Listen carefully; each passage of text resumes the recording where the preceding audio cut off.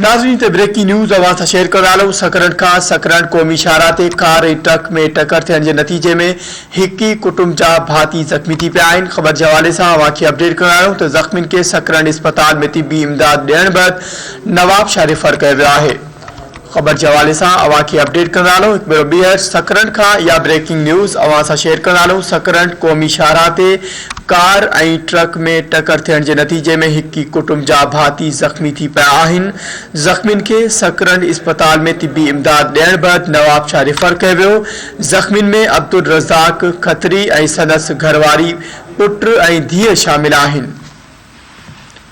खबर के हवाले से अवां खे अपडेट करे आहियूं। नाज़रीन एक भेरो ॿीहर ख़बर बाबति अवां खे अपडेट कंदालो त सकरन क़ौमी इशारा ते कार ऐं ट्रक में टक्कर थियण जे नतीजे में हिक ई कुटुंब जा भाती ज़ख़्मी थी पिया आहिनि। ज़ख़्मियुनि खे सकरन इस्पताल मुंतक़िल कयो वियो आहे।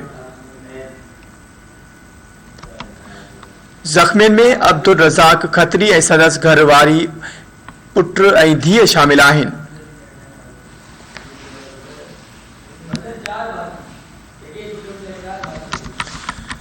नाज़रीन खबर के हवाले से अवां खे एक भेरो ॿीहर अपडेट कंदालो। सकरन क़ौमी इशारा ते कार ऐं ट्रक में टक्कर थियण जे नतीजे में हिक ई कुटुंब जा 4 भाती ज़ख़्मी थी पिया आहिनि। ज़ख़्मियुनि खे सकरन इस्पताल में तिबी इमदाद ॾियण बैदि नवाबशाह रेफर कयो वियो आहे। ज़ख़्मियुनि में अब्दुल रज़ाक खत्री ऐं संदसि घरवारी पुट ऐं धीअ शामिल आहिनि।